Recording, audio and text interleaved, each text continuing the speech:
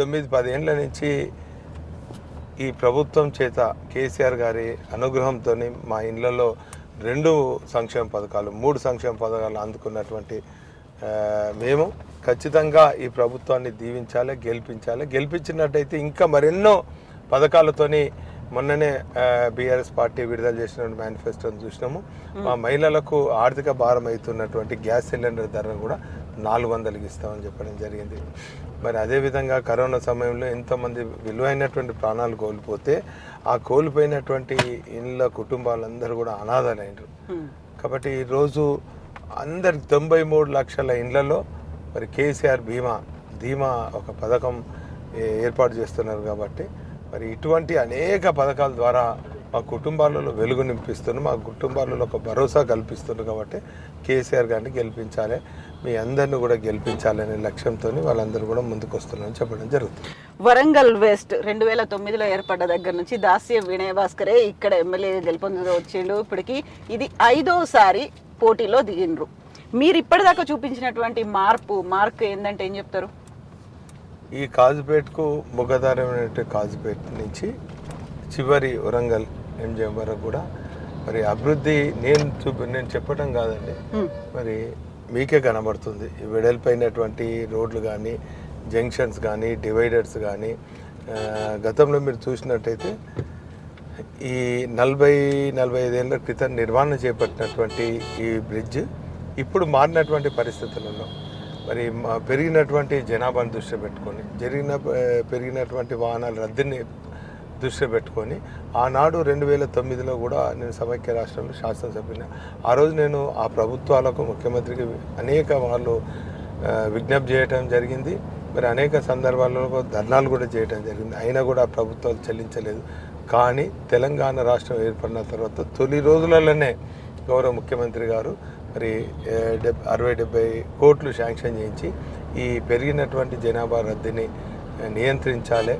మరి ఉదయాన్నే పిల్లలందరూ కూడా స్కూల్కి వెళ్ళే టైము, ఉద్యోగస్తులు స్టేషన్కి వెళ్ళే టైంలో రద్దీ ఉండొద్దనే ఉద్దేశంతో అవన్నీ కూడా మరో ఈ కాజ్పేట్ ఆర్ఓబి శాంక్షన్ చేయడం జరిగింది.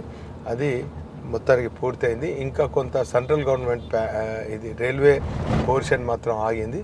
ఆ కల్కట్టా నుంచి రావాల్సిన మిషనరీ రైల్వే లైన్స్ను కోఆర్డినేట్ చేసేదానికి ఆ మిషనరీ ఏర్పాటు చేసిన తర్వాత ఈ కొత్తగా మరి బ్రిడ్జ్ కూడా ఓపెన్ ఉంటుంది.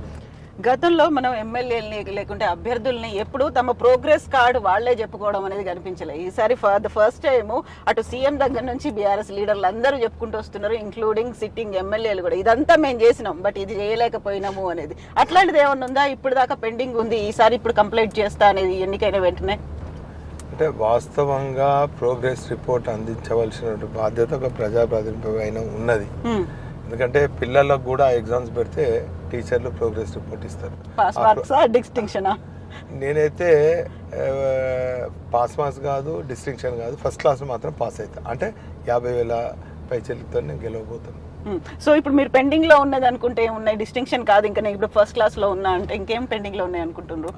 ఒకటి అన్ని కూడా అంటే కావాల్సినటువంటి ఈ నియోజకవర్గాన్ని కనుక మన క్లోజ్గా అసెస్ కనుక చేసినట్టయితే అన్ని వర్గాల ప్రజలు ఈ నియోజకవర్గంలో ఉంటారు. ఆటోస్ నుంచి అకాడమిషియన్స్ వరకు, ఇంటి పనుల నుంచి ఇంటెలెక్చువల్స్ వరకు, విద్యార్థులు, ఉద్యోగస్తులు, నిరుద్యోగులు, రిటైర్డ్ అయినటువంటి ఉద్యోగులు, మధ్యతరగతి వాళ్ళు, అపార్ట్మెంట్స్లో నివసించే వాళ్ళు, మరి పెద్ద పెద్ద భవనాలు నివసించే వాళ్ళు, చిన్న చిన్న గుడిసెలలో రేకుల ఇళ్లలో ఉండేవాళ్ళు, వీళ్ళందరూ కూడా ఈ నగరంలో ఉంటారు. స్ట్రీట్ వెండర్స్ ఉంటారు.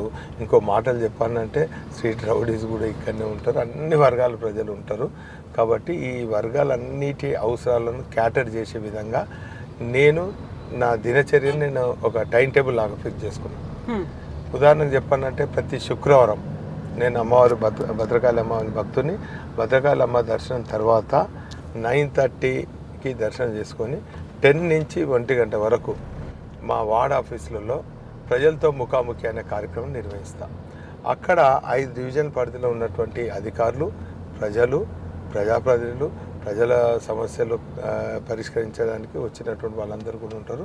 ఆ సందర్భంలో నేను ఎవరైనా అనారోగ్యంతో ఉంటే ముఖ్యమంత్రి గారి దృష్టి తీసుకొస్తూ వచ్చినటువంటి ముఖ్యమంత్రి సహాయ నిధి కింద చెక్కులు పంపిణీ ఇవన్నీ కూడా ఆ రోజు 10 నుంచి 1 గంట 1:30 వరకు కూడా కొనసాగుతుంది. ఆ తదుపరి శనివారం రోజు అడ్డా ములకత్ పేరిట అనేక చిరు వ్యాపారులు అనుకోండి, ఆటో అడ్డాలపైన ఉన్నటువంటి వారి స్థితిగతులు కానీ, వాళ్ళ పిల్లల చదువులు కానీ, వారి ఆరోగ్య పరిస్థితి కానీ, ప్రతి శనివారం కూడా ఒక అడ్డా పైన వెళ్ళి ఒక 3 గంటల పాటు అడ్డాలో ఉన్నటువంటి అందరిని కూడా కలిసి పలకరించి మరి ఈ కార్యక్రమం చేపట్టడం జరుగుతుంది. ఆదివారం మాత్రం అపార్ట్మెంట్ దర్శనం అని చెప్పి మరి మధ్యతరగతి వాళ్ళు ఉండే అపార్ట్మెంట్స్కి వెళ్తాను, వారి సమస్యలు తెలుసుకుంటా.